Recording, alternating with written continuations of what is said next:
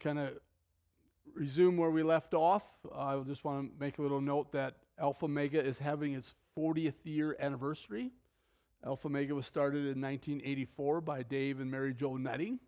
So April 26th, 27th, and 28th, that's a Friday, Saturday, Sunday, we're going to do a celebration of 40 years. And in the mornings, we're going to have programs. We're going to be teaching some scientific information. There's going to be a children's ministry that's going to be there also in the mornings. And in the afternoon, we're going to have some field trips, going up to the monument and teaching about the geology that's there. And the monument is excellent evidence of catastrophic events. We can show you where the Precambrian rock layer is. We can show you where the great unconformity is at, where we're between the flood and the day 3 rocks. And we'll explain why this is flood and why this is day 3 rock, just because of what we see there and so on. And so we have that information in the afternoon. And then on Sunday, Dave is going to do a tour of Canyonlands. It's about a 2-hour drive from Grand Junction. We'll talk about Canyonlands and so on. So that's just a little information about, and you go to our website. If you want to find more details about the celebration, just go to discovercreation.org, yes. It's in Grand Junction. It's in Grand Junction, Colorado. No, it's a building, and most of our teaching, people don't come there, because when you take a look at Alpha Mega Institute, we kind of think of it as a building where people come and learn and so on. We're planning that. We're working for, it's called DCTA, it's Discover Creation, Training, that's what it is. Training adventure. It's an adventure. And so we're trying to get that started. We're hopefully this year that we'll get that up and running, and people can come there and we can do some teaching. We've got a building there now where people can come and stay and we can do the teaching there. You know, we just got that kind of put together this last year. No, it's not really, it's more of it's a creation training center. Because what our focus is creation. Genesis, I'll probably be doing my Genesis teaching for one of the classes there, and worldview, and then we'll teach on geology. We'll have field trips. We'll probably go to the Grand Canyon and, right there at the monument and other places where we can teach on creation. Basically, it'll be the flood. So that's coming up hopefully starting this fall. That's the plan, to get that up and running this fall. So, but most of the teaching right now is we go out and teach. People call us and say, hey, we want someone to teach on creation. So we'll travel the world teaching on creation. And but this year we're trying to get that where people can come in and be trained. It'd be a 1-year program. So that's the plan. Because the number one reason why people reject the Bible and the gospel is evolution. That's the number one reason. Yeah. And we've had an atheist. She was a foreign exchange student from Germany. Her parents were Muslim. She was an atheist. She came as a foreign exchange student to the United States. Before she came to the United States, she made a vow to herself that she would not trust Christ as Savior. She did not want to become a Christian. Well, after 6 hours of teaching, she ran to the front to get saved. I kid you not. She literally ran to the front of the church, ran to the pastor so she could get saved. Because she understood, if evolution is false, that doesn't leave much, does it? The only alternative is there had to be a creator, and she realized that. So there's a story behind that, but we won't go into that right now. We're going to go into where we left off now this morning. We're on day 3. We're in Genesis chapter 1. God had just made land. Now, in verse 11, and God said, let the earth, we're talking about land now. God changed his definition of earth. It's no longer just water. It's the whole earth, or it's land. He's going to make the grass, the herb yielding seed, and fruit tree yielding fruit. So as we take a look at the second part of day 3, God makes life. He's going to make life from the non-living elements of the earth. He's going to change non-life into life. Now, it takes intelligence and power or energy under control to make life. It cannot happen by random chances. If God made it, it can't happen naturally. So we will look at that, and science will confirm that it can't happen naturally. So life cannot evolve by the non-living matter by, again, natural processes. And life comes from pre-existing life, because God is life, which means life is eternal. Now, they used to believe that dead things would evolve into living things. That was the science of the day not too long ago. They taught that decaying meat would evolve into flies. Horse hairs falling into water troughs would turn into snakes. Smelly rags and wheat turn into rats and mice and so on. And this was spontaneous generation. And again, another name for it is abiogenesis. We talked about that. But in Francisco Redi's day, they believed that, again, if you leave meat out after a while, it would turn into flies. And they did observations. They left meat out, and after a few days, they found little white worms called maggots, and the maggots changed into flies. They did some really hard experiments. They put meat high up on shelves. There was no way the maggots could crawl to the meat. After a few days, guess what they found? Maggots and flies. Everybody knew that decaying meat evolved into what? Into flies. If you were a professor in college, guess what you taught your students?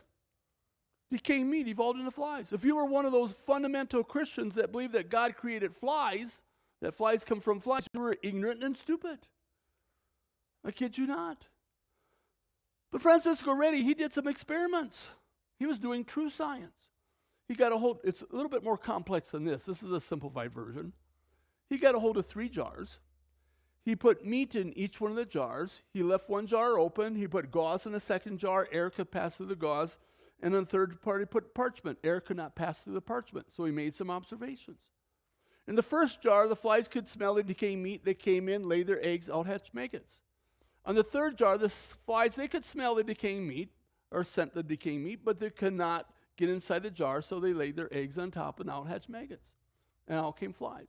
And the third jar, they could not smell or scent the decaying meat, so there were no flies, no eggs, and no maggots. With this experiment and a number of other ones, they refuted the whole idea of spontaneous generation, that dead things cannot evolve into living things. Over 100 and some years of research, many generations of scientists, they've come to the conclusion that according to science, dead things will not evolve into living things. It's totally impossible. It is so well documented, there's a law called the law of biogenesis. And the law of biogenesis states that life only comes from pre-existing life. Life does not come from dead things. But, I went off to college, and they taught me, dirt and gas and energy over millions and billions of years, that dirt and so on can evolve into flies. Well, you look at that meat. In that meat, we have everything needed for life in high concentrations. We got proteins, we got fats, we got sugars, we got phosphates, we got nucleotide bases. Everything we need for life is in high concentrations in that meat. And we know through science that meat will not change into life. And we also know through science, through chemistry, and I can demonstrate it through chemistry, that dirt will not change into proteins. It will not change into viable proteins. So to go from dirt to a protein is impossible. And to go through the meat, the proteins, to life is impossible. So going from dirt to flies, I call it a double impossible. It's not getting better in colleges today, it's getting what? Worse. This is more impossible than what they used to believe. Think about the logic. There is no logic in my viewpoint. That's why I'm a creationist. But this is what I was taught. This is what people are taught. We look at this. Students are taught that life evolved from non-living materials with no help from God. As we look at this, as we read it, complex organic molecules containing carbon were probably common. When I read these articles to support evolution, I look for words like maybe, we believe, probably. These are pretty scientific terms, aren't they? No, these are philosophical terms. This is a belief system, but it goes on. However, to progress from complex molecules to even the simplest living organisms, we're going to take a look at this complex molecules to simple life. There's no such thing as simple life. All life is what? Extremely complex. Even bacteria. We're going to take a look at bacteria. Bacteria are extremely complex. Some bacteria have what we call a flagellum, and basically it's a propeller. It turns very rapidly. What propels the flagellum? Well, we took a closer look. There's a tiny motor. When you take a look at it, it has a propeller, it has a universal joint, it has bushings and bearings, it has a drive shaft, it has a rotor, it has a stator. That's a motor. It's far more complex than the motors we've made. You know what? I'm wondering if the person who invented and built the first motor, I'm wondering if he's getting paid royalties. We copied from his design. He should at least be getting glory, don't you think? Now, this motor is it's far more better than the motors we have today. And this motor is so tiny, you can fit 8 million of these motors on the cross-section of a human hair. And they're turning at 100,000 RPMs. They can turn a quarter turn and reverse itself. It's a reversible motor. Brilliant. Yeah, this is very complex. This is not simple. So, but as it goes on, this whole process of a life evolving was a very long process, talking millions and maybe billions of years of time. Can you scientifically observe something taking millions and billions of years? Once you talk about millions and billions of years, you have stepped out of the realm of science and you have stepped in the realm of speculation. You're no longer talking science. Don't confuse evolution with science. Science is good because God is the creator of science. Chemistry, physics, this is all good. But when you're dealing with evolution, you're no longer dealing with science. You're dealing with pure speculation. So here we have in this article about origin of life, we have probability, that's just basically a religion. We have simple life, that's pseudoscience, that's not true. And then we have speculation. There's no scientific evidence at all that life evolved from dead things. It's all just make-believe, vain imaginations. Here's Webster's dictionary. Webster just keeps coming up in this talk. Abiogenesis, what does it mean? Basically, bio means life, genesis means generation. Generation of living from non-living matter. Another name for it is spontaneous generation, a former theory now rejected. The whole idea of molecules coming together to form life has now been scientifically what? Rejected. Which means we can all go home. Evolution is dead. If they can't get across this jump, the rest of it's all false. But there's so much more to teach, and we'll go on. Again, law of biogenesis. This is a law in the Bible long before scientists discovered it, 6,000 years before they discovered it. Again, scientists should be studying their what? Bibles. Life comes from pre-existing life. That's right from Genesis chapter 1. Which means non-life cannot change into life by natural processes. We know that according to science in the Bible. It needs an intelligent designer. God is life. Also, there's the cell theory. What is the cell theory? Well, all organisms are made of what? Cells. Some have just one, some have multiple. But cells are, again, the basic unit of life, and cells arise from what? Pre-existing cells. Cells are life. Life comes from life. Cells fully functional. God is life, which means a living being had to make the first cell. Wow. So according to science and the law of biogenesis, the cell theory, life it's eternal. The creator would be a living spirit who had no beginning. People ask me, well, where did God come from? Well, according to science, he's always here. Scientifically, he always had to be here, otherwise you wouldn't be here. And what does the Bible say? Does science agree with what Scripture says?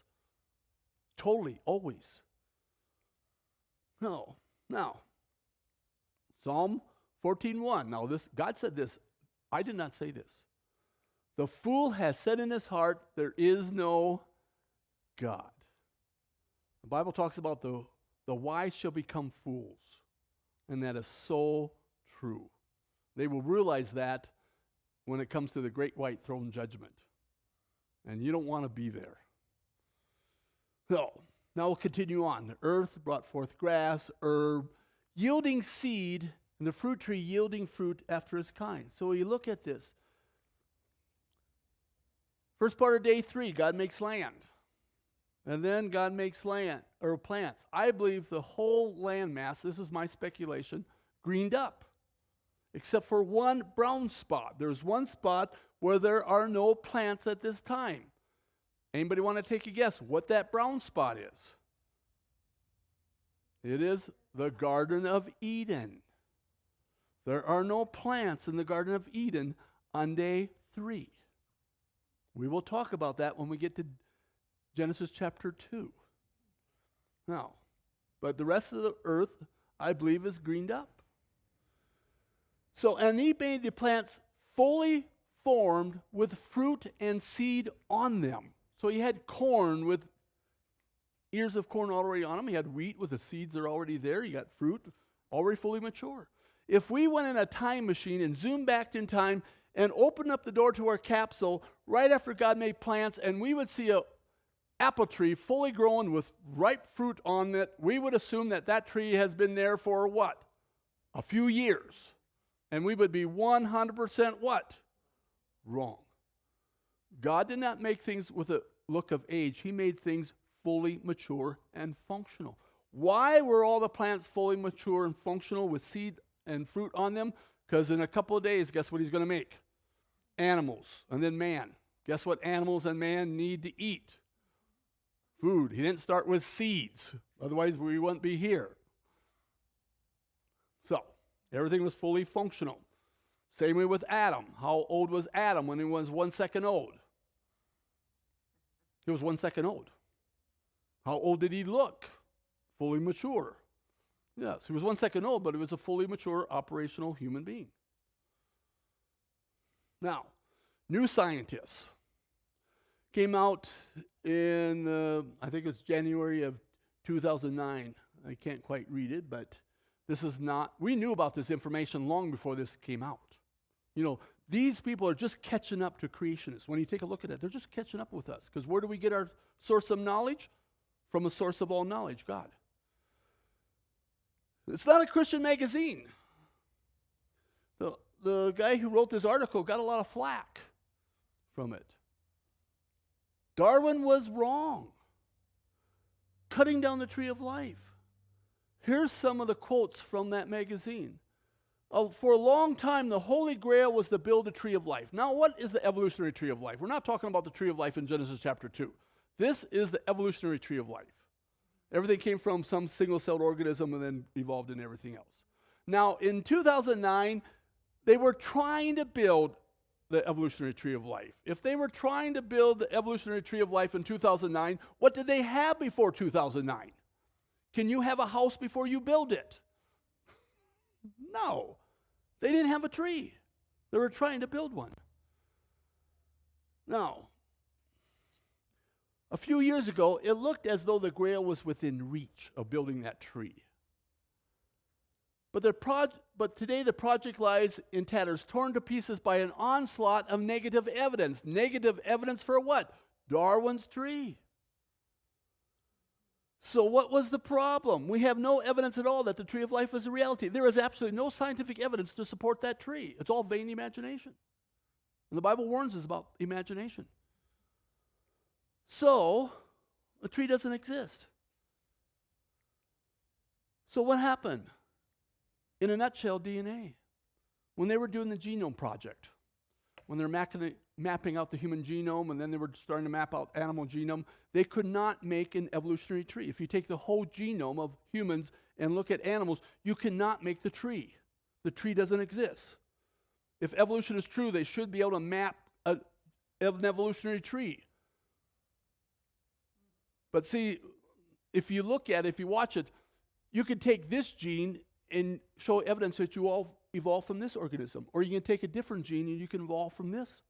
You tell me what you want to evolve from, I can probably find a gene that will support that. And when you watch these shows, they'll take this gene. Oh, yeah, this gene is like monkeys. That means we evolved from some monkey. Like, no, but you take this one, we're directly related to zebrafish. Pick your choice. We can't make the tree. It doesn't exist, and they realize that. Here's Darwin's book, a picture from Darwin's book, and he's making this tree. This branches off from this, and this branches off from this, and then on the top of the page he put, "I think." That's a pretty scientific statement, isn't it? It's a philosophy. It's a false religion that doesn't exist. Here's a picture. This is a picture right from the magazine. The tree of life, one of the iconic concepts of evolution, has turned out to be a figment of our imagination. Now, was he a creationist? No. Did he reject evolution? No. You know what the conclusion was? Since we have these orphan genes, that we have genes that no other organism has, and other creatures have orphan genes that no other creature has. So his conclusion of how we evolved was through viruses. Viruses are good. Coronaviruses are good. His explanation was this virus would incorporate, or in fact, this creature takes some of that DNA, incorporate it into the viruses it was making, then that virus would incorporate infect another creature and then take some of their DNA and incorporate it into that virus that's being built, and then go into this one, and this go into this one. Pretty soon, as this virus is taking all this DNA from all these organisms, that's why we can't make this tree, that viruses put us together. Whoa, talk about vain imagination. As far as I know, nobody else has come up with this, but he totally destroyed Darwin's tree. Did he get some flack? Oh yeah, you don't go against the established academia and get away with it. So coronaviruses is, praise the Lord for coronaviruses. That means we'll evolve into something else. No, what do we know about viruses? They're not good. So what we see in science basically is the more we know about science, the more we know evolution is not true. I was an evolutionist not because of science, because of ignorance. When I understood more about science, I came to the conclusion I had to reject evolution because it doesn't fit with science, nor does it fit with the Bible. So, the more we know, they can't make a tree. The more we know, it's cutting down the tree. And the Bible warns us about that. For the wrath of God is revealed from heaven against all ungodliness and unrighteousness of men, who hold the truth in unrighteousness. Do they know better? They should know better. Because that which may be known of God is manifested in them, for God hath shown it unto them. We're going to take a look at humans and the chemistry that's taking place in your cells. I mean, you are super complex. Just by studying humans, we know there's a God. You know, you just sitting in this room here this afternoon, you're glorifying God just in your presence. Because how complex you are and how complex you're made. But as we continue, here we have the grass, herb, fruit tree, and we take a look at that. We take a look at the herb and fruit tree, whose seed is in itself, and this seed always causes everything to reproduce after their own kind. Now, as I'm studying this verse, the seed is always in itself. And as I study fruit, it seems like most fruit has its seed in itself. But we're also talking about grass. The grass, again, always has its seed in itself that causes everything to reproduce after their own kind. But as a farmer, I'm looking at this and I'm saying, something's not right here. Because I used to grow a lot of corn, and when you have corn, guess where the seed is at? It's not on the inside, it's on the outside.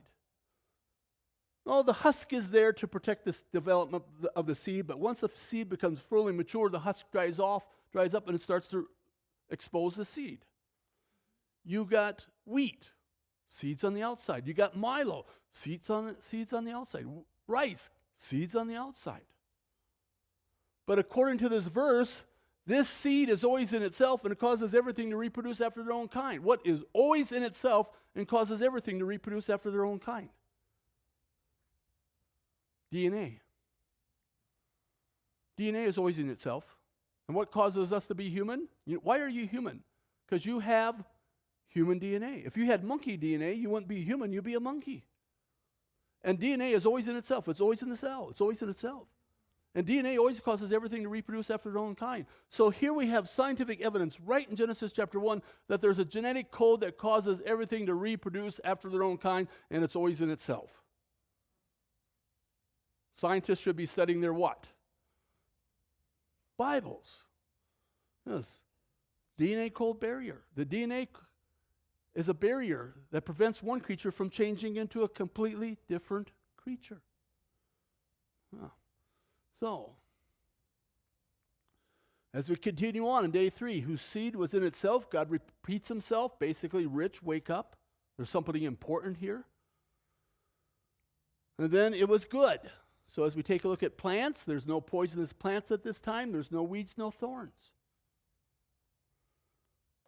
As a farmer, I am going to have a long talk with Adam. I've got a bone to pick with him. I farm. What was one of our major problems with farming? Weeds. It would be so much easier to farm if I didn't have to deal with weeds and pests and so on. Because of he ate of the tree, that's why it made it difficult to farm. Now, we'll talk more about that when we get into Genesis chapter 3. Now, we take a look at these plants. These plants were perfect nutrition for creatures that are going to live forever. Wow.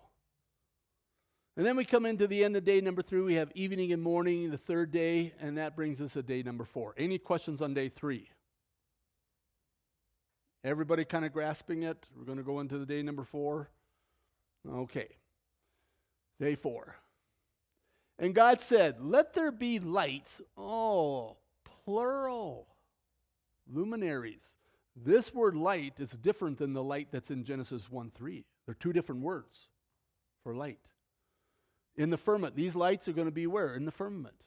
So God's going to make the sun, moon, stars, and planets and everything that's in the firmament.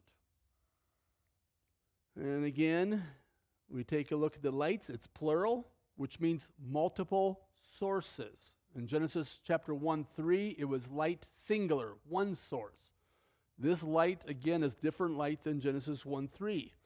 Again, they're not the same light. It's not the light energy we have today. That light in Genesis 1:3 is not the light energy we see today. God's light is different than, you might say, artificial light. That's the sun and so on. So again, singular, one source. Two different sources, two different lights. God changed and formed the light and so on. So, now, and then the heavens divided the day from the night and let them be for signs. So one of the things why you made the lights in the sky, the sun, and basically the stars in this case, and I believe the planets, but mostly the stars, are for signs. Now signs tell us something. And it's probably pretty good to obey the signs, right? The signs tell us something. So if you don't always watch, well, I should be careful today. It was pretty easy in the past because you define, it's easy to, well, never mind. We won't go there. Is it always good to obey the signs? If you don't always obey the signs, can you be embarrassed? Yeah. So it tells us something, which means the stars in the sky gave us a message. They're for a sign. We're going to talk about that. Now we go to Psalm 19. The heavens declare the glory of God, and the firmament showeth his handiwork. That is so true. We're going to take a look at that. But if you read verse 2, day unto day uttereth speech, and night unto night showeth knowledge. Because there's more than just glorifying God. It's telling us something. And we go on. Verse 3, there is no speech nor language where their voice is not heard. Their line has gone out through all the earth, and their words to the end of the world. So there's something more to the stars. We go to Romans. Paul is actually rebuking the Pharisees for not understanding the signs in the heavens. He has a direct quote from Psalm 19. But I say, have they not heard? Oh, yes, verily. Their sign went into all the earth, and their words unto the ends of the world. He has a direct quote from Psalm 19:4. Paul is rebuking the Jews for not trusting Christ because of the message that's in the sky. He's not using the Bible. He's using the message in the sky. Which means the stars must proclaim a message about the Messiah. So here's a few things. Genesis 3:15, I will put enmity between thee and the woman, and between thy seed and her seed. It shall bruise thy head, and thou shalt bruise his heel. I believe this prophecy is in the stars. We're going to look at that. Now, this is not astrology. Astrology is New Age occultism. The focus of creation is always onto the Creator. Here we have some consolations. Right here we have serpent. That's the serpent. There's Hercules, and right below Hercules is Draco the dragon. We take a look at Hercules. Where does Hercules has his foot? Where's his foot at? On the head of the dragon. What is he doing to the head of the dragon? He is crushing the head. He is bruising the head of the dragon. Who is the dragon in Revelation?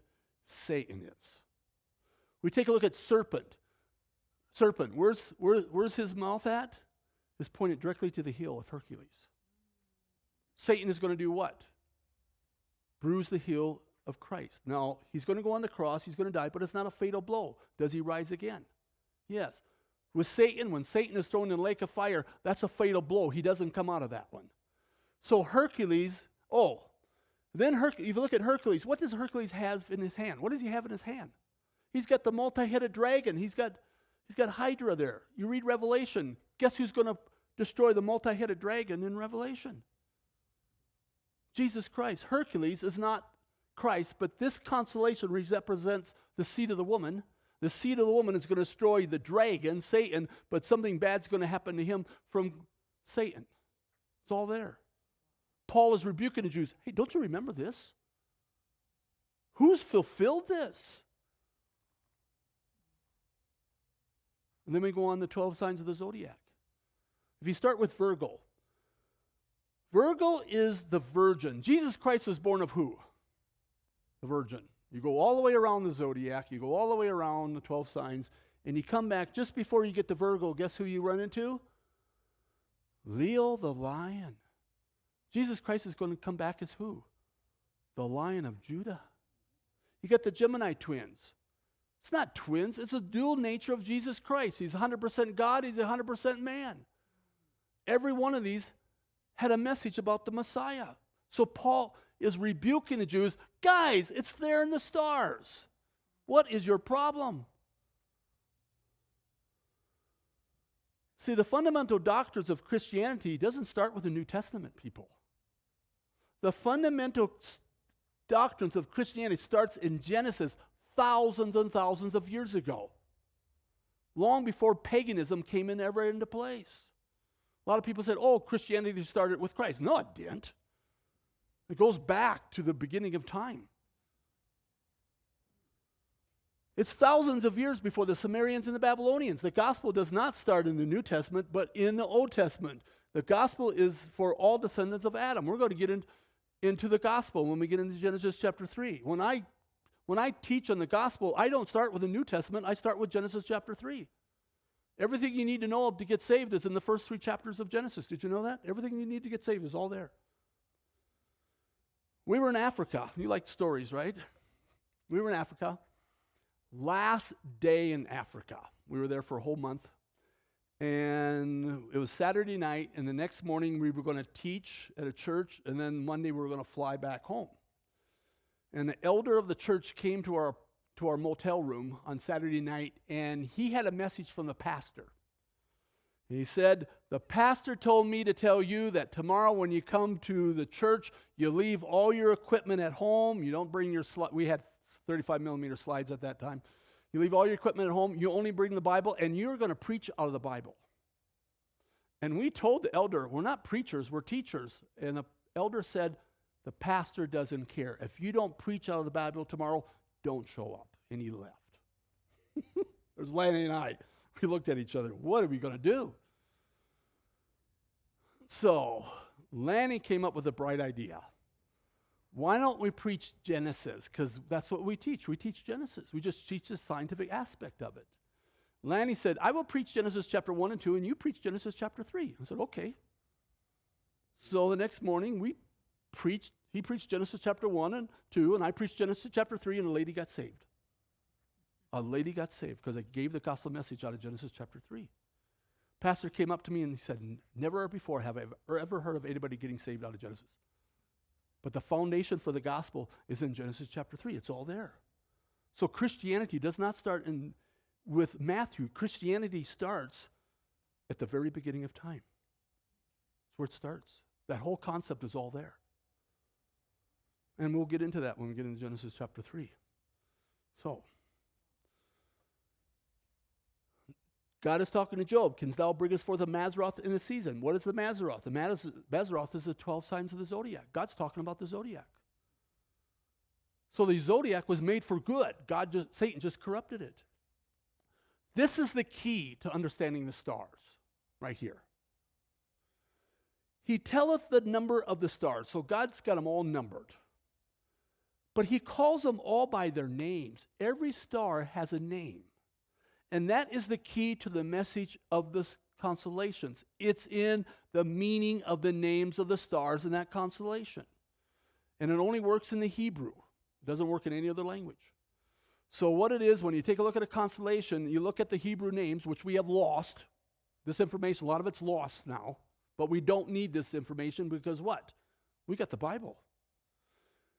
And how much of the Bible did Adam have? Hardly any, maybe just a few chapters of Genesis. That was it. So there's Adam underneath the stars, which God revealed this information to Adam. And there's Seth, and Adam's probably going through the constellation. This star means this star means this. These are the meanings of those names. And when you put all that information together, that constellation gives this gospel message. Is that making sense? And so Seth, by looking there, and that was passed down generation to generation. And then the Bible is, writing more and more of the scriptures. But this information must have still been intact in Paul's day, because he's using that to rebuke the Jews. But we've lost a lot of that information. My advice is don't look at the stars. Okay? Read the Bible. So, but see, Satan and man has now corrupted the meaning of the stars. Man now worships the stars instead of worshiping the Creator who made the stars. Yes. We got the Bible. We don't need that. Let me go on. It was made to divide the day from the night. Okay, so this is what we have now in day 4. God's Shekinah glory is coming from one direction. That round ball that's the earth now rotating on its axis. Now God is going to pull back his Shekinah glory, and he's going to replace that light now with the sun. So, and it's made for seasons and for days and for years. So, seasons. What's the season? As the earth goes around the sun, different constellations come up in the night sky. So when Uriah the hunter comes up in the night sky, does anybody know what season it is? It is hunting season. I'm a hunter. It's fall. When Uriah the hunter comes up in the fall night sky, it is ready. It's hunting time, boys. And so, no, it's fall. So it gives us the seasons as we go around the sun. Different constellations come up. And it's also for days and years. So where do we get the week? The week only comes from Scripture. There's no other place where the week comes from. It's only from Scripture. And every country I've been to, even in communist, atheistic countries, they all practice what? 7-day week. Every country gives testimony that Genesis is true. Did you know that? And our bodies function on a 24-hour day and a 7-day week. Even our bodies confirm that Genesis is true. Where do we get the day? The day comes from roughly the earth rotating on its axis. Where does the month come from? Roughly the moon going around the earth. And where does the year come from? The earth going around the sun. Now, if we did not have a sun, we would not have a year. So if God did not make the sun, if we had to give how old we are, I guess we would have to give our ages in either days or weeks. So if someone would ask me how old I am, I would have to say I'm 24,037 days old. Then that's already outdated. And tomorrow I would be 24,038 days old. That would get old pretty fast. But isn't it better to give your age in years than days or weeks? So we look at this. The year started on that day. Before this day, there were no years. There were just 3 days. Yes. So Adam was 930 years old because the year started on day 4, and Adam was made on day 5. So we know he was 930 years old. So as we continue on, we got these 2 great lights, the greater light to rule the day and the lesser light to rule the night. And what was the greater light? Well, Psalm 136 gives us information. The greater light, of course, is the sun, and the lesser light is the moon and the stars. Okay. So the Bible interprets itself, precept upon precept. Now, and then he made the stars also. It's almost like an afterthought. It's like God's coming to the end of the day and he says, oh yeah, we got stars we got to make yet. He made the stars also. But he made the stars. He did not create the stars. He made them, which means he had to make them out of something he created on day 1. So, I took astronomy in college. They taught me hydrogen gas, because hydrogen gas was the major gas after the Big Bang. That hydrogen gas, by gravitational attraction, the hydrogen gas will just come together to form balls, and then more gas will come together to form a bigger ball of hydrogen, and it get bigger and bigger and bigger, and pretty soon it's so big, you got these hydrogen molecules kind of causing friction. It builds up to millions of degrees Fahrenheit, and all of a sudden you have a star. Then I went to physics class. Guess what they taught me? Gases don't come together, they do what? They fill the container that they're in, just like the gas in this room fills this container. It doesn't clump into little balls and fall to the ground, which is great. I'm glad it doesn't do that. Otherwise, we'd be...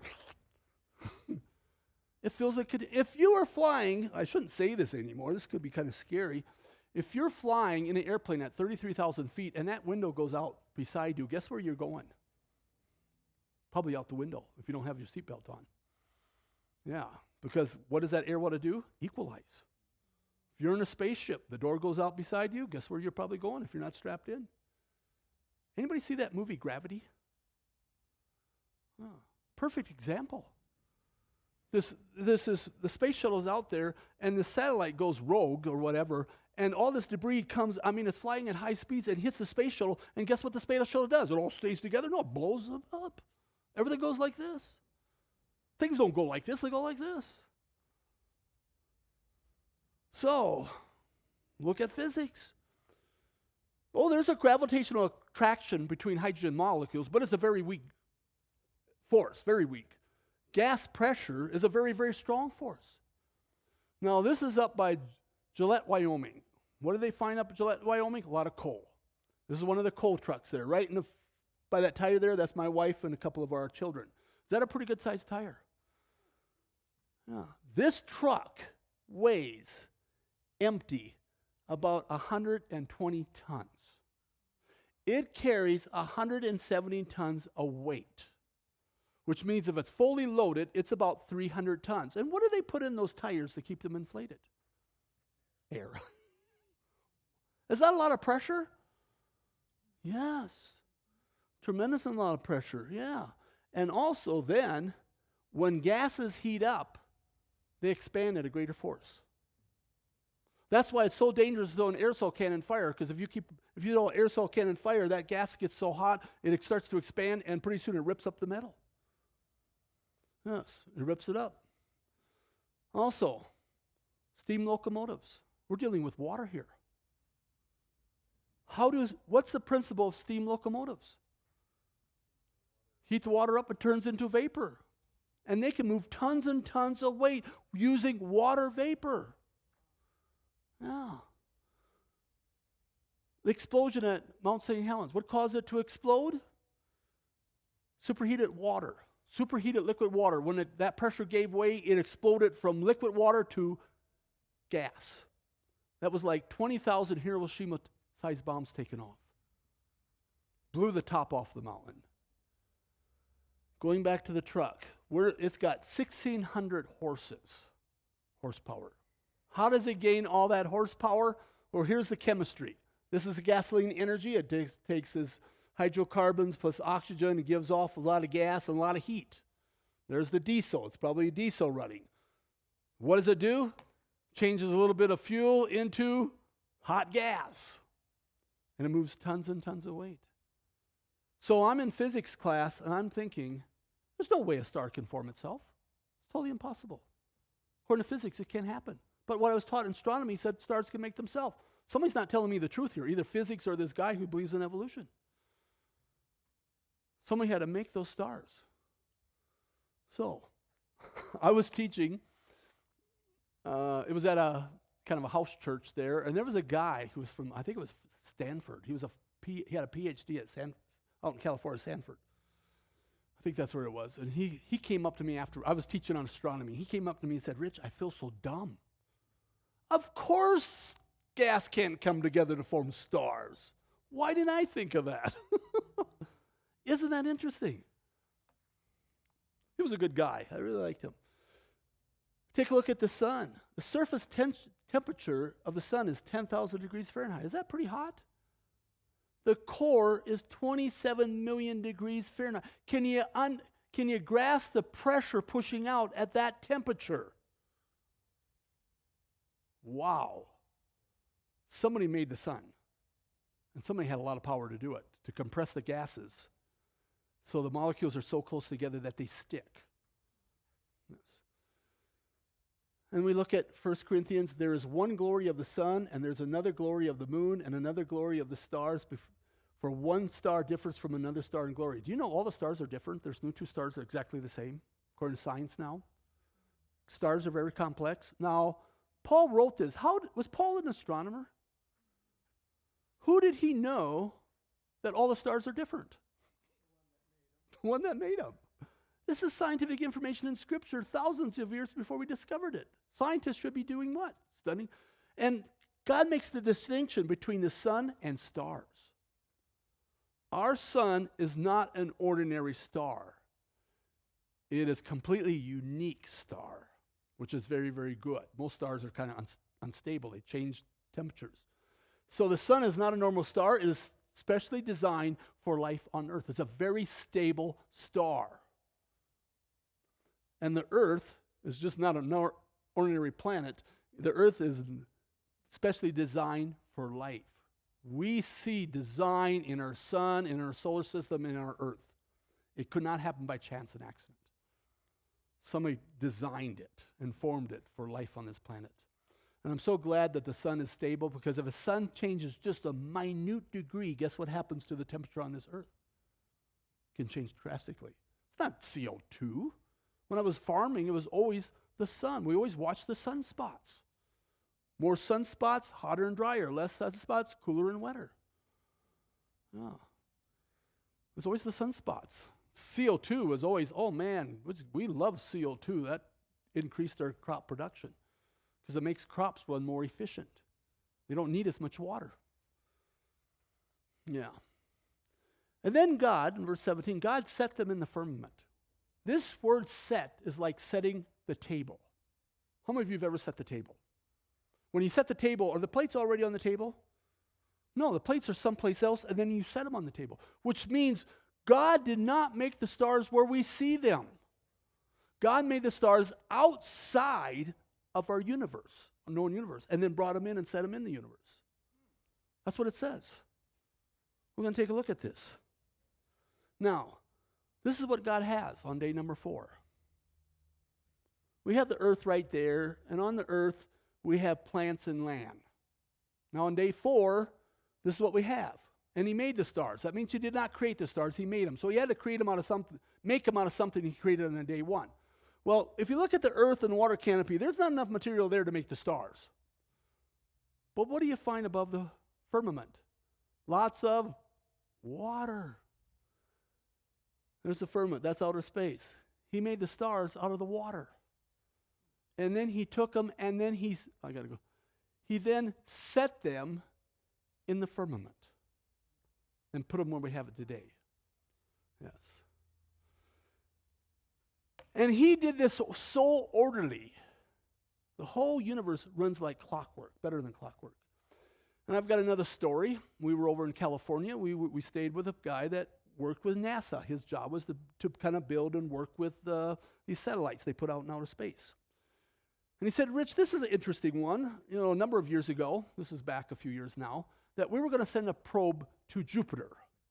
This was after the space shuttle, I think it's Challenger, exploded. When that exploded, they went from liquid rocket fuel to solid rocket fuel. Solid rocket didn't have that much as energy as liquid. And he said, we did not have in our rockets enough energy to take this satellite and shoot it to Jupiter. He said, we had a 30-minute window we had to hit. If we did not hit this 30-minute window, the whole thing would be a wash. What they had to do is they had to send that satellite to the sun. They sent it to the sun, and they ricocheted off the sun's gravity, and they threw it to Jupiter to get enough energy. It was a 5-year mission. 30 minutes was the maximum time. Guess what they got? 29 minutes and a few seconds. The universe is so organized that they just missed it by getting full time by a few seconds. Because they knew exactly where Jupiter was going to be at. That doesn't happen by chance and accident, people. Somebody put this together. All together. So, we take a look at the universe. You know what the most abundant element in the universe is? Hydrogen. What is water made up of? Hydrogen. And you got helium and you got oxygen. You got already oxygen and helium in water. The most abundant compound in the universe is what? It's by no surprise, people. I find this fascinating. They find water everywhere. Yeah. Now, going to redshifts. Now, I do a program on astronomy with redshifts. They really don't tell us what we think they tell us, but they're interesting. And what they do, this is with redshifts, and as we take a look at redshifts, it seems like the Milky Way galaxy is very close to the center of the universe.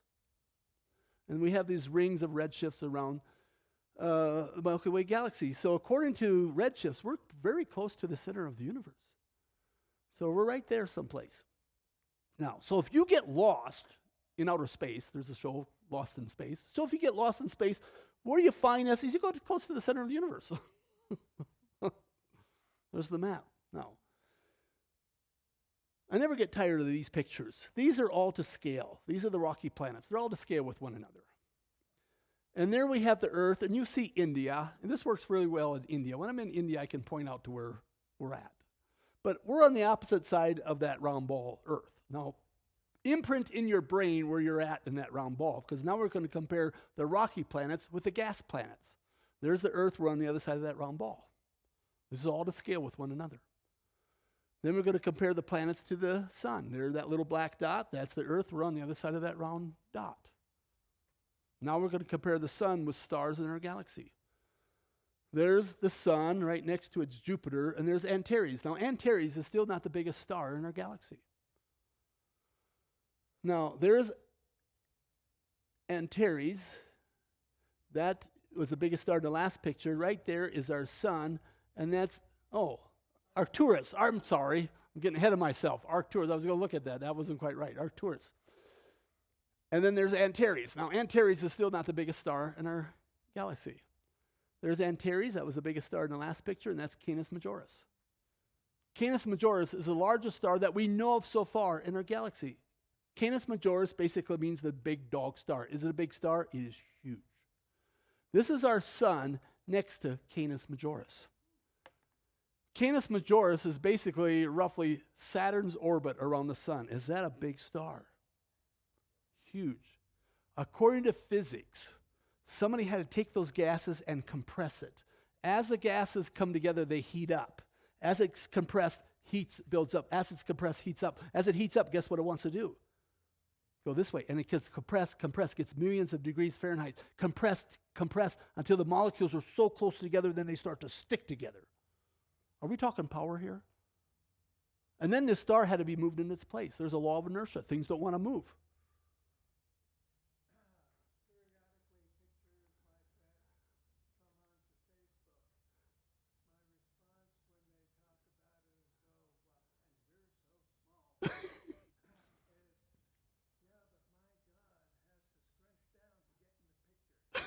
He does.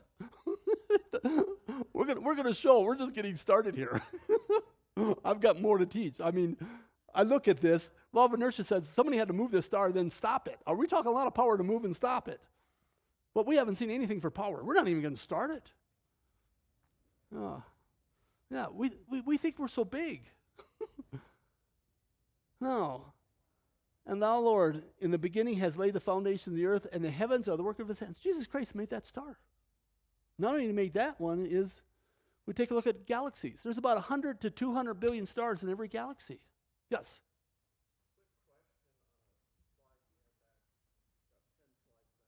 Okay.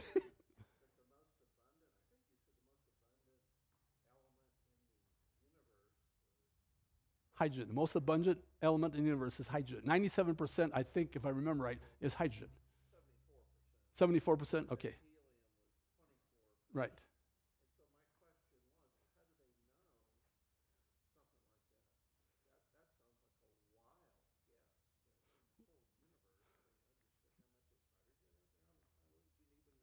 Well, we can go deeper into that. We got dark energy and dark matter, where we only see 5% of the universe. Because according to the Big Bang, it's got to be all this other stuff, otherwise the Big Bang theory idea doesn't work. But in my viewpoint, this is my guess, is they can take readings of stars by looking at Fraunhofer lines. If you look, I don't know if you're familiar with Fraunhofer lines, is when light passes through a gas like hydrogen gas, it absorbs certain wavelengths. And it turns black in the spectrum, it's just a black line, because hydrogen will absorb it. So they can look at a star and see what's there. And by looking at that, in my viewpoint, this is, I think, where they're getting it. They're looking at the galaxies and stars, and they see, what do they see a lot of? Hydrogen. A lot of evidence of hydrogen. So that's my conclusion. I don't know for sure. That would be a good one to study. But that basically, in their research, most of the abundant element is hydrogen, helium, and oxygen. Yeah. In the beginning, after the Big Bang, it should be mostly hydrogen, helium, and lithium. But why is oxygen more than lithium? Well, everything's made out of water. It fits. But that's a good question. You know, how do we know why there's 74% hydrogen in the universe? That's kind of that must be my guess.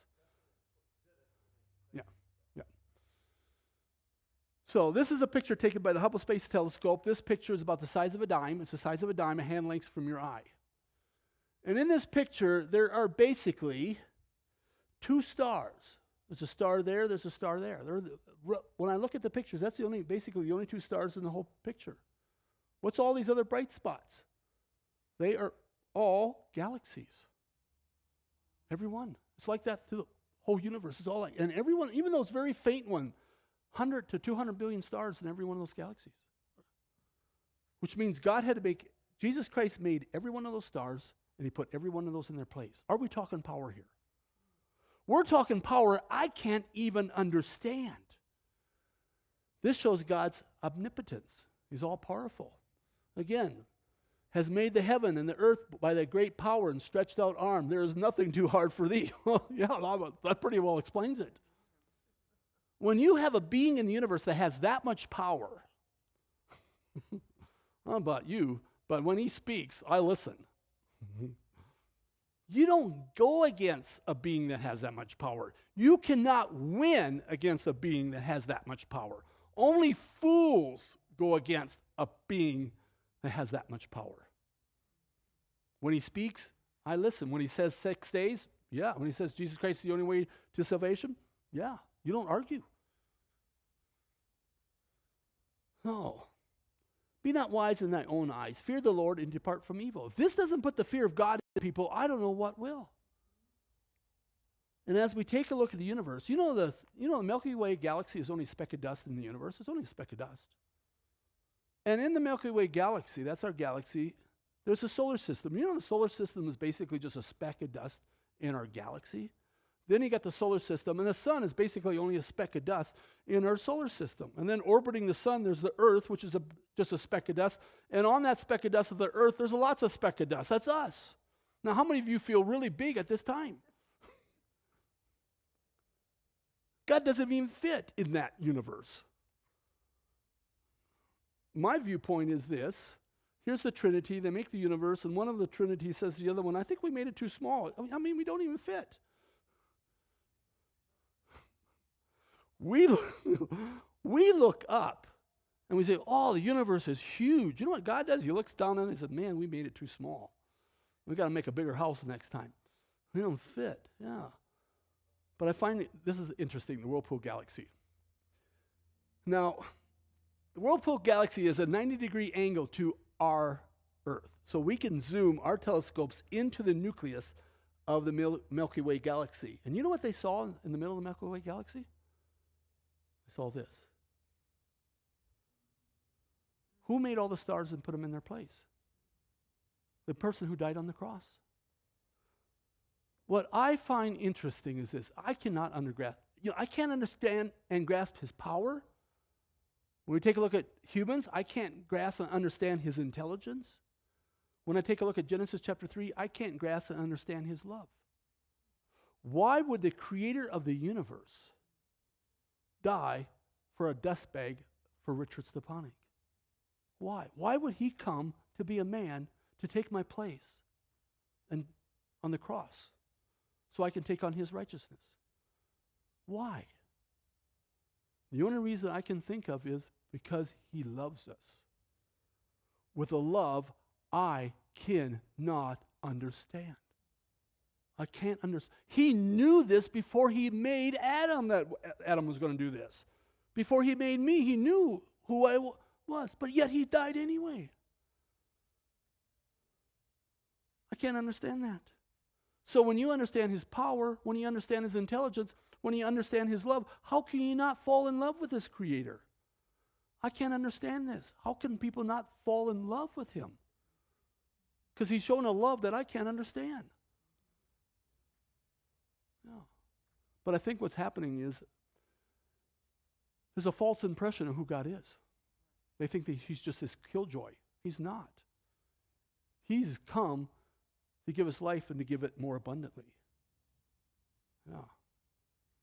That's why it's so important that we get God's attributes and character correct so people can understand truly who he is so that they can believe. And the best place in my viewpoint to really get who he is in Genesis.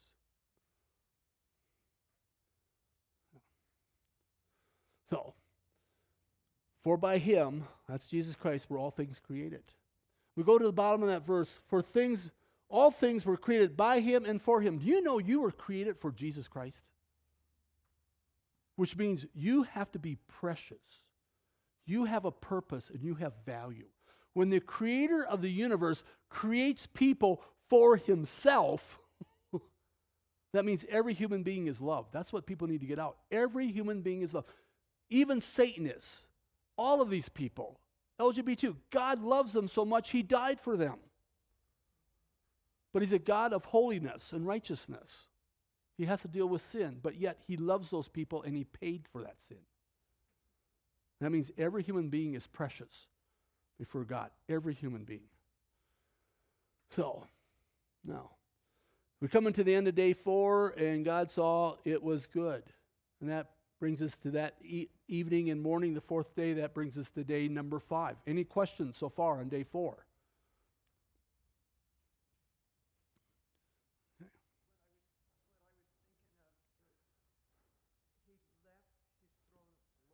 Yes. Right. Right. Yeah. Yeah. He left his throne of glory Yeah. where he was at. Right. Jesus came to live here on earth for Yeah. us. Yeah. And look at the glory he was in. Yes. Yeah. I mean, that in itself, Yeah. he didn't have to. He didn't have to, but he did it out of love. Yeah. Love. Yeah. Not only did it out of love for us, he also did it out of love for the Father. Because the Father sent his Son. It's a commandment to the Word to come and die on the cross so we can have fellowship with God the Father. So not only is Jesus Christ doing it for the love of us, he's also doing it for the love of the Father. That is love. Richard, could you comment just briefly? I know this could be a sermon, but not a sermon, just 1 minute response, you know. So Jesus left his position in heaven, Yes. came voluntarily, died on the cross, and out of his love for us. Yeah. And it was unconditional love, Yes. and he voluntarily left, which shows the greatness of his love. Right. Did he empty himself of his divinity in any way as he was on the earth, or was it only his position in heaven? He was fully, or just comment on that. What happened? That's interesting. That's the first What time I was happened? asked that question. Okay, yeah, I'll I'm give sorry. my Yeah. viewpoint. That's a good. For what it's worth. You always have to take it for what it's worth. Okay. Okay. When I read through the Gospels, it seems like Jesus Christ still had some of his divinity. He knew what people thought. He knew their thoughts. But he didn't know everything, because the apostles ask him, I think it's in Matthew 24, when is all this stuff going to happen? He says, I don't know. Only the Father knows. But when he gets his glorified body, because I think it's in John 17, don't quote me, but I think it's in John 17, he's praying to the Father and says, give me back the glory I had when I was with you. So when he came to be a man, he lost some of that glory. Did he lose it all? I don't think so. But he did humble himself and was obedient to a servant. So he left that position in heaven. And he regained that glory when he was resurrected. Because the apostles, again, in Acts, they asked him the same question. This time he gives a different answer. He knows when it's going to happen. Because he doesn't say only the Father does. No, he doesn't say that. He says, just for us to know, you just do your work. So Yeah. would it be correct to say that he was fully divine, but he was limited in his in how that he was limited? You can't say, I don't think, that he was limited in his divinity. No, he was fully 100% He was God. fully divine. So how was he limited? I'll let you try to say that again. Yeah, that's an interesting question. We do know he's a 100% God, but he's also 100% man. But he had to eat because the body needed food, and he had to drink because the body needed the fluid. So he's limited in that way. When he got his glorified body, he didn't need any of that. But he's 100%. But when you look at, why didn't he know when the end was going to come?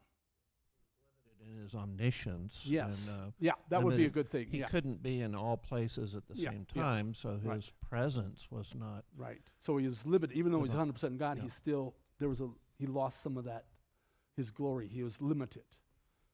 And I think he had to be someone limited to be 100% man.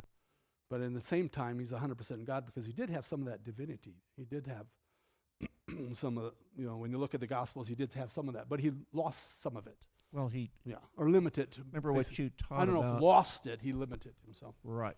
Remember what you taught about on the loaves and fishes. I think you said Yes. something about that was a great display of his Power. power. Yeah. And more than just this miracle, because what did it do? I mean, I don't think I'd ever heard. He created the fish from nothing, right? Yeah, he created out of nothing.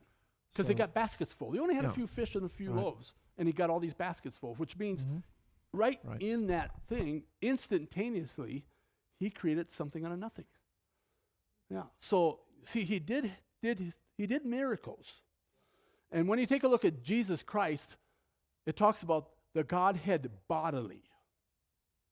So God the Father was there, God the Holy Spirit was there, and God the Word was there. Because when you look at Jesus, it seems like when you look at Jesus, sometimes it seems like he's got a split personality when he talks and prays. He's talking from a different perspective about himself, and it's like, what's going on here? Yeah. So it's interesting. It's very interesting. We do know through Scripture he's 100% man, 100% God, and they knew that already in Genesis chapter 3. They knew the seed of the woman is going to be 100% God, 100% man. And the reason why is because the seed of the woman is going to destroy Satan, the very powerful angel. And according to Scripture, who's the only person that can destroy angels? Only God. Michael the archangel can't destroy Satan. He could just rebuke him in the name of the Lord, which means the seed of the woman is 100% God because he has this power. He's also 100% man because he's born of a woman. So they already knew.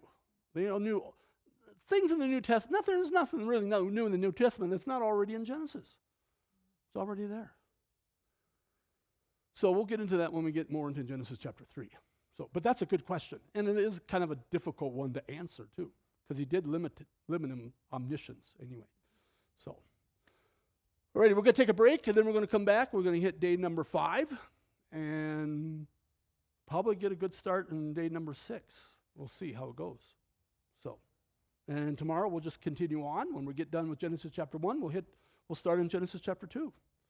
So, alrighty, thank you very much. So we do have this session finishes around 3, a little bit after 3, slightly after 3. And then we have another one tonight. Yes. Right. Yeah. So day 5 is still day 1 for you guys. Okay, so we're still in that first day. So don't get too confused, right? Okay. There's always one guy in the crowd, huh?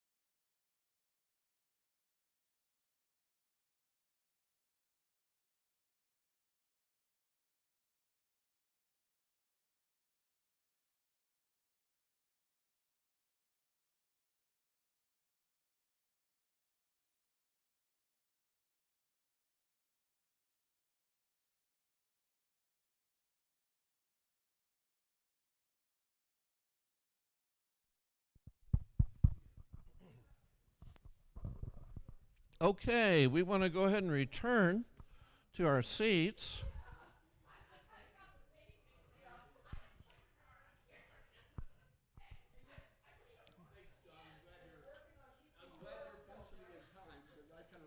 That's okay. So I really appreciate all of you here, and I know as I'm getting older, it's hard to sit for a while, and it's hard to stay alert, and so we have coffee for that. God's blessing to us is coffee, so that's just one of many blessings. So water is another blessing. Wow, water is a blessing. Amen. So I just want to mention something that I think, to me, bears out as we're here today, is that we just serve such an awesome God who's made such an awesome creation. It just, how could we ever get bored with creation? How could we ever look at the sky, the stars, and to take some knowledge that it's so vast, and that picture of the different planets, with the size, and then the Earth is pretty good size, and then in the next slide, the Earth is down to about a pea, compared to the sun, and then the sun is a pea next to Arcturus, and as you get on, it's like, holy cow, this is amazing what God has made for us to marvel in, isn't it? So I just praise the Lord. Praise the Lord. There's just nowhere there's no words to describe his worthiness and his power, his majesty. So as we get older, I also realize that we ponder things. I mean, each person in here is a student. I mean, you have wondered and pondered, and you've asked questions, and you've searched the scriptures, and you've gone to school, and you've hearing this seminar, and that's why you're here. You're here because you want to learn more and get questions answered. And it just strikes me that we have a wonderful resource in that Rich has wondered and pondered and taught, and he's gone deep in these things. And I was hearing him just a little bit over here on the side, and I thought, man, I hope that one of these days I can articulate some of these things as well as he does. So come on up, Rich, and we'll let you finish this next section. God bless you. Well, thank you very much. It is a blessing to be here. I really enjoy the dialogue and the fellowship. It is just fun to talk about God and what he's done and what he's going to do and what he is doing. I mean, he's just wonderful. So we're going to continue on. We're in day number 5. And God said, let the waters bring forth abundantly the moving creature that hath life, and the fowl that may fly above the earth in the open firmament of heaven. So as we take a look at this, God made the flying and the marine animals out of water. Yes. And the birds fly in the open firmament. Now this word open is the same word as face in Genesis 1:2, which means birds do not fly in the firmament. That means they do not fly in outer space. And there's a good reason why they don't fly in outer space, is because there's no oxygen in outer space. So the firmament is not atmosphere. The Bible makes it very clear that the firmament is outer space. It's not atmosphere. Birds don't fly in the firmament, outer space. They fly in atmosphere. So there's the open firmament right below the water canopy. The water canopy is now gone because of the flood. The birds fly right there. And we look at Genesis 7, talks about the fowl of the heaven. So the birds do fly in heaven. But this heaven is atmosphere. Atmosphere is called heaven. Outer space is called heaven. And above the water, that's above the known universe, is also called heaven. And that's where God has his throne. That's the 3 heavens. Now, can everyone hear me okay? Good? Am I talking slow enough? Okay. If I don't, let me know. Okay. So, now, as we continue on, God repeats himself again. After his kind, We will see this repeated in Genesis chapter 1. We also see it in other parts of Genesis after his kind, especially before the flood, after his kind. When God repeats himself, he's telling me something, that everything reproduces after their own kind. We look at verse 22, and God blessed them and saying, be fruitful and multiply and fill the waters in the seas and so on. We're going to talk about be fruitful, multiply, and fill. This is a very scientific concept. This is where I believe people who believe in evolution go astray. Because everything reproduces after their own kind, but it's also fill the earth. When we get into day number 6, we're going to go into more detail here. So, now, again, after his kind, be fruitful and multiply, fill the earth after your kind. So what did God make on this day? He made all the flying creatures, the birds, the flying reptiles, flying mammals, the flying insects, anything that flies, he made on this day. Anything that's in the water, the marine mammals, the marine reptiles, the fish, the turtles, and so on, all were made on day number 5. No. Now, as we go on, verse 21, and God created. Here we have the word create again. It means out of nothing. The last time we had this word create is in Genesis 1:1. In the beginning, God created the heaven and the earth. He created something out of nothing. Now he made animals. He's going to create something new that plants and rocks do not have. So the question is, what did God create that is new? That's not here before. Well, you look at the word creature. The creature, when you look at the word creature, it is nephesh in the Hebrew. What is nephesh? It's mind, it's soul, it's mind, living being with life in the blood, it's activity of mind. So he's going to create a thinking process. And also this living being with blood. That's something new. Plants don't have it, neither do rocks. Because the life of the flesh is in the what? In the blood. Plants don't die like animals and humans do. That's a different type of life. It's life, but it's different. So, he's creating a mind, thinking process. We go to Numbers 22. This is Balaam's donkey. I don't know if you're familiar with Balaam, but everybody seems to know the donkey. She's more famous than Balaam. She's more righteous than Balaam. Balaam was a prophet, but he wasn't a very good prophet. Then the Lord opened the mouth of the donkey, and she said, the donkey spoke. God did not speak through the donkey spoke. What I find interesting is he used a female donkey to speak. Okay, we won't go any further than that. Never mind, it's kind of a bad joke. Yeah, it is. But the donkey spoke. Basically, did the donkey have a thinking process? Yes. No. There's a African gay parrot named Alex. He's now deceased, but they trained this parrot to count to 6. He can describe 100 different objects, and he understands what he's talking about. It's totally amazing to see the video on this parrot. He can think. He can reason. Now, I have a friend that has an African gray parrot, and that African gray parrot talked to me, and I talked back to him. You know how strange it is to talk to a parrot? And you kind of know that the parrot knows what you're talking about and what he's talking about? They have a thinking process. Yeah. Also, this is my son and I. This is during hunting season. We like to hunt. This is a perfect time to hunt when it's about 1.5 feet of snow. The fair weather hunters aren't there, but the elk are out, and you can see them. This is perfect. And that's my son in the front, and that's myself in the middle there, and we have 6 horses between the two of us. And they can think. They have different personalities. They can figure out certain problems. And you know they know what they're thinking about. And I've got stories. I got one story. Misty is the horse I like to ride. And the horses kind of don't like to be in the rear. They don't like to be last. They either like to be first or second, but they don't like to be last. And so I was leading the pack here, and the other two horses were behind me, and we're going through this trail, and I was in front. But once we got out in this open space, this meadow, the 2 horses behind me took off running.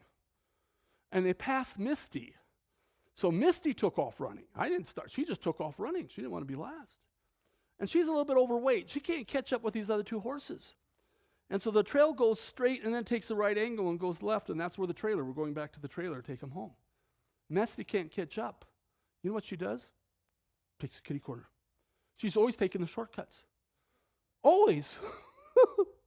So here I am. She takes a shortcut, and between the trailer and where we're at, there's a creek. And Misty doesn't like to get her toenails wet. So we're coming to the creek, and she's not slowing down. We're coming to the creek, and she's not slowing down. I'm coming to the conclusion she's going to jump the creek.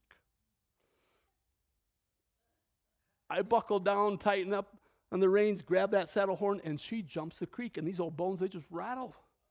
She gets up there. She gets in front of the line. She slows down. The other two horses come up behind. She's back in front. I didn't do any of that. She did that all on her own. Isn't it something? So they do have a thinking process. They're not dumb, like dogs. They're not dumb. They know, they can read, they can be trained to do things. They have a thinking process. So then we come to the end of day number 5, evening and morning, we're the 5th day, and then we come into day number 6. Now I'm going to talk a lot about genetics and stuff on this day. So, and God said, let the earth, now we're talking about the earth, bring forth living creatures. Now we're going to make the land creature. So again, God made the land animals from the earth. This both includes both water and the elements of the earth. This is the dust, because we look at Genesis chapter 2. God irrigates the whole earth with an underground irrigation system. So not only is there just dirt, there's water all mixed together there. And so he makes animals out of water and dirt, and basically the land now is earth. So he makes cattle, creeping things, and the beasts of the earth. Now God categorizes his creatures a little bit differently than we do. Cattle, what are cattle? Domestic creatures. Cattle, sheep, so on. Creeping things, insects, lizards, things that creep on the ground. Beasts of the earth, elephants, rhinos, giraffes. That's the beasts of the earth. So everything fits into those 3 categories. And then we have this repeating again. After his kind, again, it's like a broken record, after his kind, after their kind, after his kind. So we know through Scripture that everything reproduces after their own kind. They do not change into something else.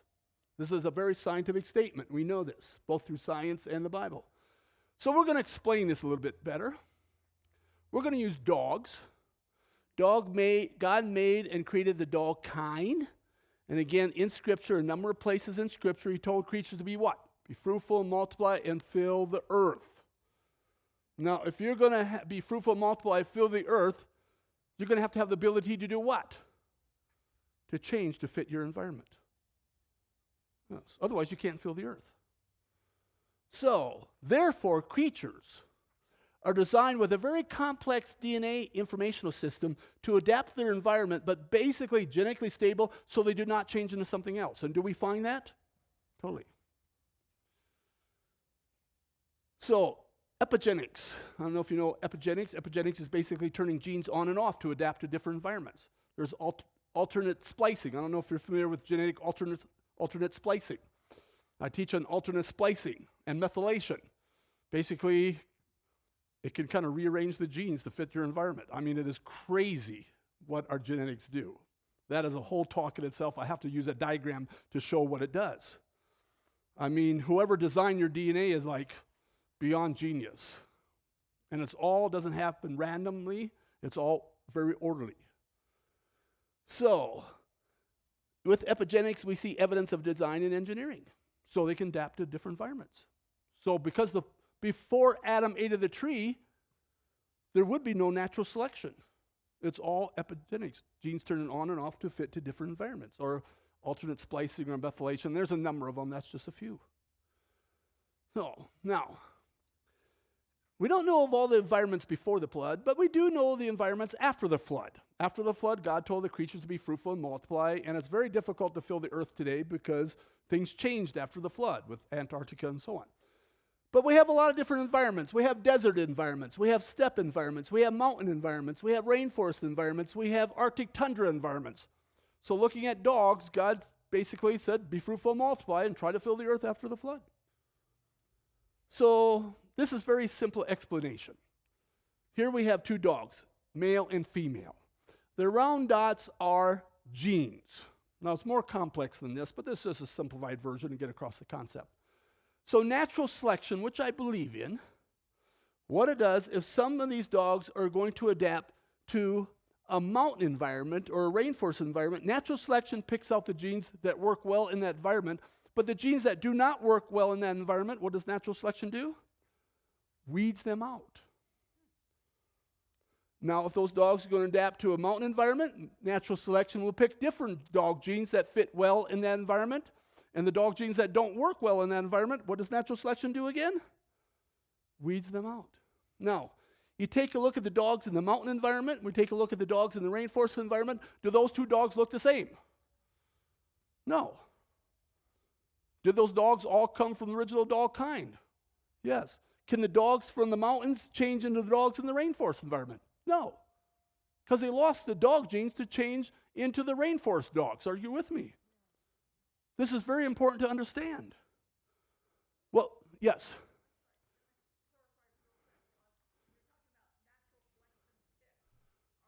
I'm sorry. When we're talking about natural selection picking certain of the genes that qualify for a certain environment, are we talking about what I would normally think because the ones that don't the gene pool animals that don't fit will die off, and therefore you have a different selection of the genes that will survive. Right. It's not proactive. It's after the fact in the environment. Are you saying there's something more going on? No, I would say more of that. But the genes are very complex. There's a lot of things we don't know. Okay. And because you got epigenetics dealing with this too, genes turning on and off, makes it kind of difficult too. But with the natural selection, in my viewpoint of natural selection, you got this gene pool of all these genes for dogs. And so they're reproducing with each other, and as they reproduce with each other, the genes are being there's a recombination of genes. And so when they have offspring, we're going to look at that here also in day 6, that you get variations of dogs just by recombinating the genes in this gene pool. And so then these type of dogs work better in this environment. So then these dogs don't work as well, so they probably don't reproduce as well, and these reproduce more, and then the best of those dogs are kind of picked, and they will survive. So what you do is you kind of eliminate the genes that don't work quite well in that environment, and so you have a narrower gene pool. So you have more genes that are similar. And what that produces then is more of a purebred.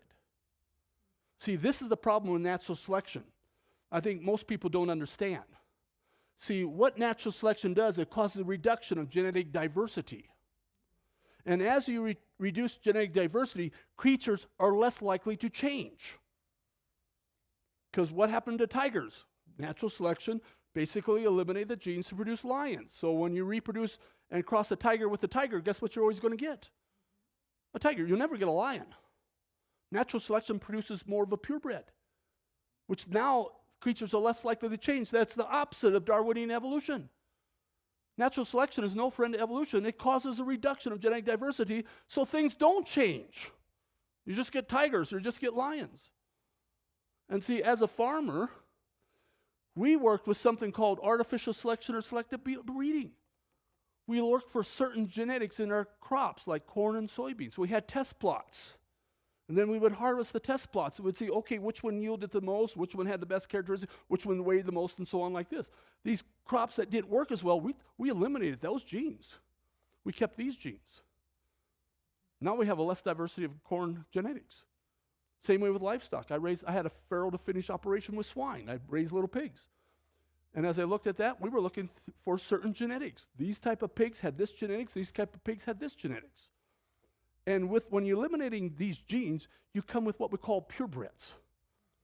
And purebreds are less likely to change. So we were looking like the land race pigs. They were very good mothers, good producers, good milk producers, but they weren't the meaty pigs. But we were looking at the purebred land races because of their characteristics of being just good sows. And then we would look at these other types of pigs that were good fast growers, meaty, bony, sturdy. We look at those purebreds, so we would cross these with these, and we get a hybrid. Are you with me here? We were looking at genes. But these Durocs and Hampshires, you know, they're more So if you reproduce a purebred Hampshire with a purebred Hampshire, guess what you always got? You didn't get a Duroc. You got a purebred Hampshire. So as I'm studying genetics, I'm thinking, nobody would use natural selection to support evolution, because what does it do? Make things less likely to change. Are you with me here? Totally devastating. So they're less likely to change. Do you mean they're less likely to survive? No, not Or so much, because so they're much. less likely to change into something else, Right. because you're reducing the genetic diversity. Okay.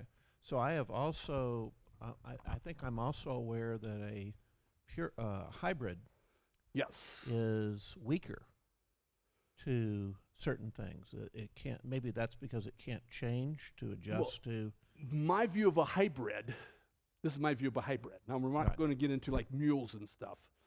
Working with swine, my view of a hybrid is we had a purebred landrace, we crossed it with a purebred Duroc, and we got a hybrid. And a lot of the hybrids had a mixture of this and this. See, the purebred landraces had issues, genetic issues. The purebred Durocs had genetic issues because they were purebred, because they had less genetic diversity. So when you get the hybrids, they were basically more genetically fit. Is that making sense? Because they had the best of both of these, but you know, we were looking for this was really good here, this was really good here, and this had a good mixture of both of them. Is that making sense? So with these hybrids, if I produce them to cross a hybrid with a hybrid, I could get a landrace or I could get a Duroc because the genes were there. Yeah, hybrids reproduce in the pigs. Now we're going to get to horses and we'll get to mules, and there's hybrids there, but now we're pushing a limit of some of these genetics. Yeah, and see, we're pushing. And some animals are like that too. Yes. Now that's a little bit different than my farming operation, because basically when we produced purebreds with purebreds, we did get hybrids, and they all reproduce with any other ones. But some of these, like when we get into like crosses between zebras and horses and donkeys and mules, a lot of times they have a tough time crossing or reproducing. But it doesn't mean that they're in the same kind. Sometimes we're pushing the genetic limit. We're going to talk about that. Yeah. And like mules, we'll talk about mules. Most mules are sterile, but there are now a few mules that are fertile. It's very rare. Yeah. And we'll talk about beefalo, cross between domestic and bison.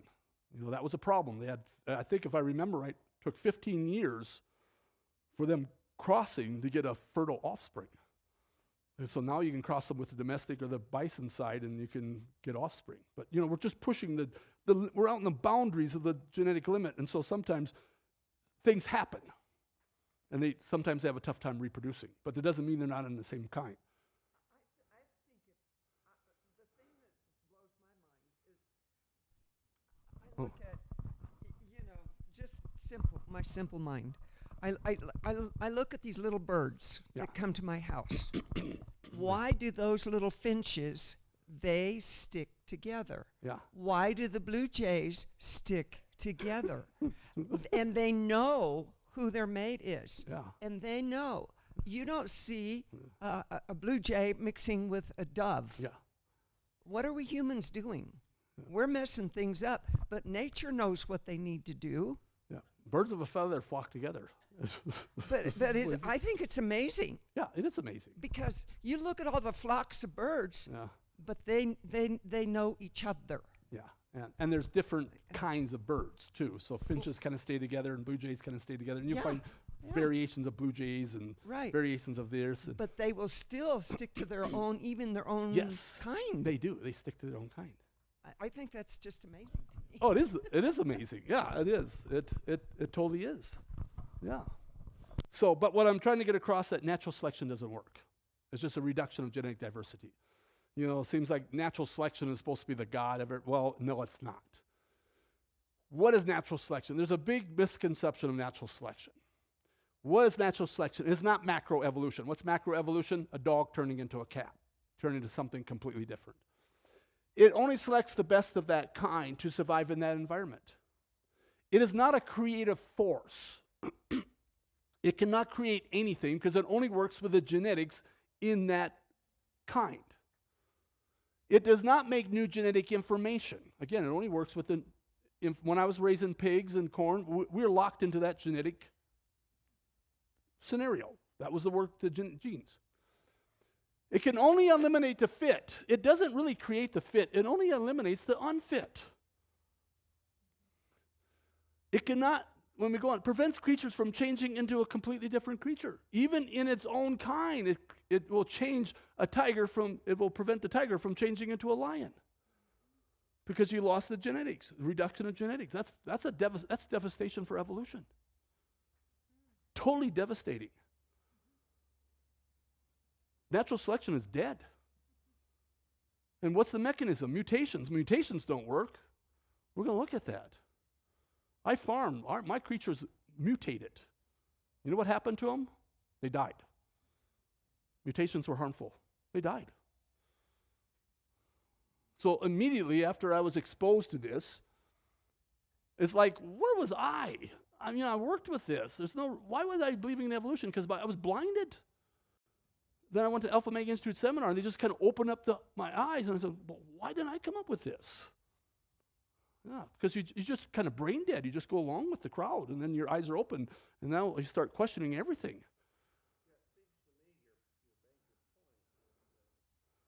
These individuals will cross and interbreed. Right.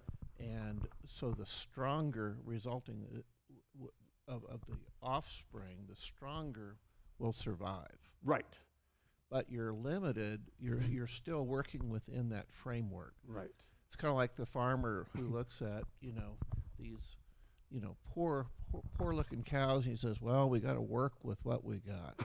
It's like you're working with what you got. You're not coming up with new stuff. You're just trying to make it as strong as you can, but you're limited with what you got. That's right. That's a good explanation. Yeah. And then you see something that comes out, oh, that's really good. And I'll keep this one and breed it in. But the problem is, a lot of the genes work together. To get a good characteristic, you got to have a lot of these genes work together. And if you have an offspring and don't have these genes that work together, it's like, oh, that's not better than the dad. Because things work together. It does, you got the whole survival of the fittest. It's not always the survival of the fittest, it's the survival of the luckiest. Because you watch National Geographic and you see this cow being attacked by these wolves or whatever, and the cow and the calf survive, and then the next picture you got them going after a bull, and they take down the bull. So it's not always survival of the fittest, it's survival of the luckiest. Yeah. So it's interesting. It's like, wow. It's not always so clear cut. When I was an evolutionist, they tried to make it so clear cut. No, it's not always so clear cut in some of this. It's more complex. It's not that simple. So what we see is a forest. We don't see a tree. We see a forest. We see God made the finch kind, dog kind, deer kind, and so on, told them be fruitful, multiply, and fill the earth. So basically they change a little bit to adapt to their different environments, working with that gene pool. So we see a forest, not a tree. We look at dogs. We got about 250 different dogs. And they all came from what? According to research, they all came from an ancestral dog, but it's still a dog. Yeah. And so this is what we call microevolution, or microadaptation, or variation of a kind, or speciation of a kind. This is just small changes within a kind. I don't sometimes like to use microevolution because I can confuse that with macro. But I like to use speciation in a kind. Species will change. We'll talk about that. But kinds do not. Yes. And see, where they're going wrong, they think, change in species is evolution. No, it's not. Let's be fruitful, multiply, and fill the earth. They miss that scientific concept in Genesis chapter 1. If you miss the scientific concept of Genesis chapter 1, you come up with some terrible science, terrible conclusions. So before the flood, we had all these variations of dogs to fill all these different environments. Then along came the flood. And how many dogs went on board the ark? 2 dogs. They're unclean, which means all the dogs we have today came from those 2 dogs that came off the ark. Again, after the flood, be fruitful, multiply, and try to fill the earth. It was harder after the flood than before the flood. So what we have here is today's dogs. We look at all these dogs. This is what I call speciation. This is not evolution. Because they're still all what? Dogs. Evolution is changing into something that's not a dog. So what about these variations before the flood? That's just speciation. They're just distant cousins.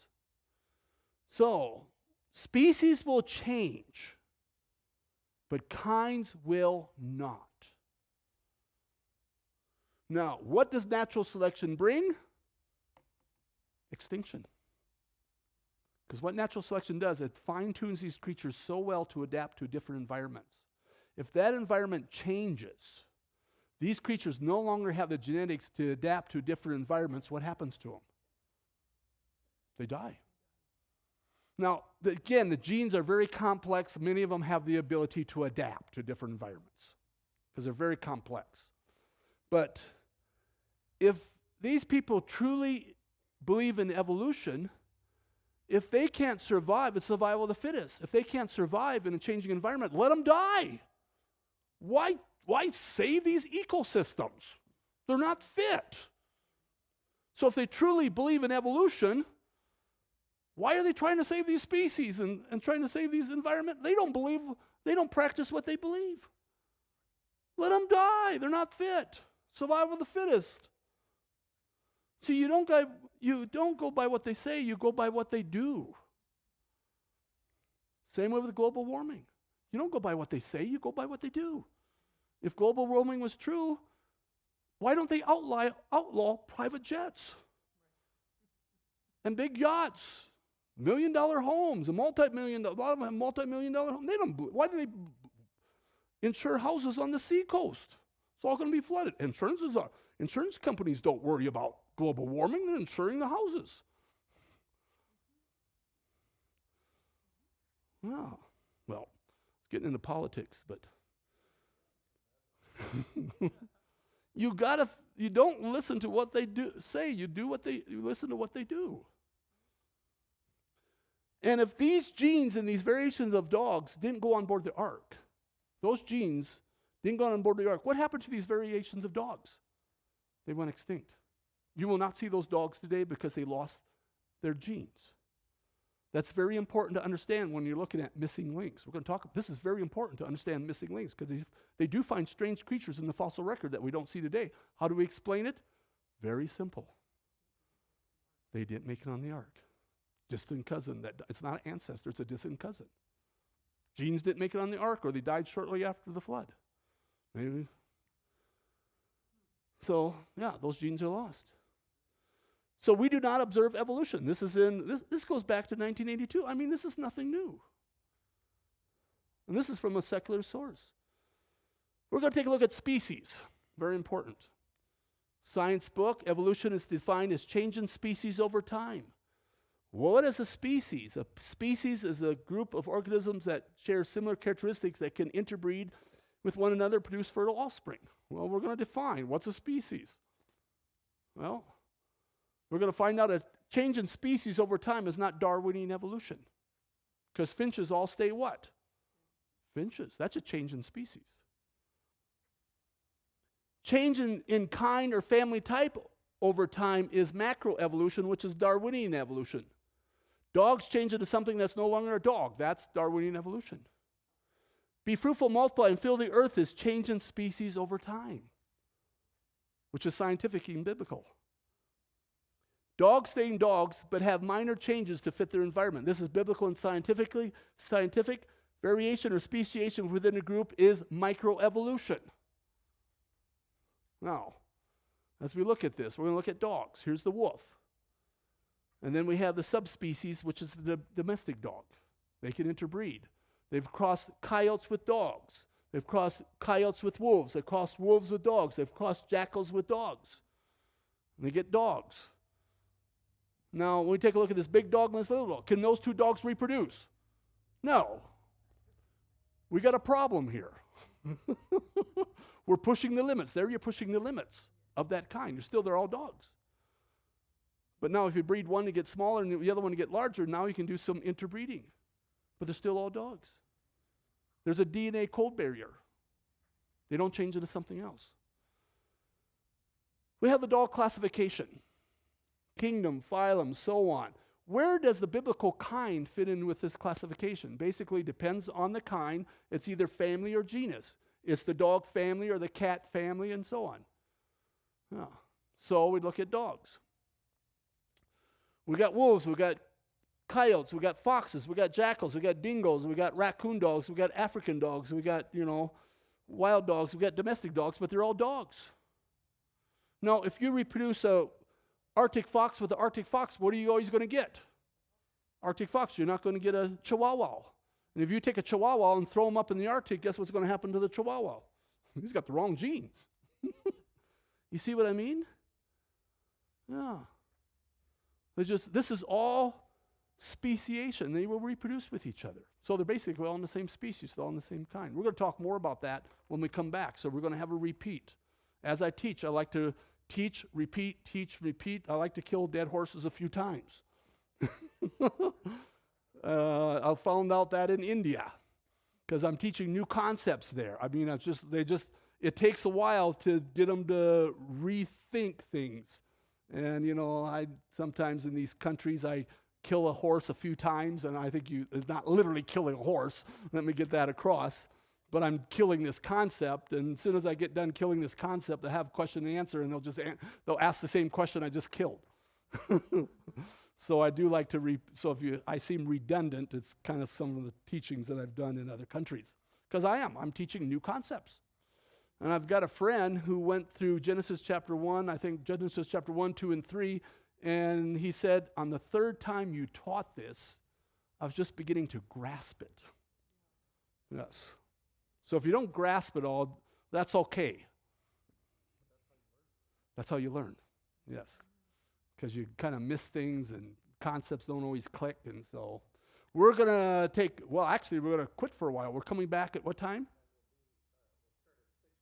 6:30. Yep. We're going to pick up from where we left off. 6 o'clock. Okay, 6 o'clock. Okay, we're coming back here at 6 o'clock. And we're going to pick up on the whole thing of species and hybrids and so on. We're going to take a look at that. The genes are complex. And it's just not so simple, but we're going to get across these concepts about what the Bible says, be fruitful, multiply, and fill the earth, and so on. So, alrighty. Thank you very much. Do you have anything more you want to say, John?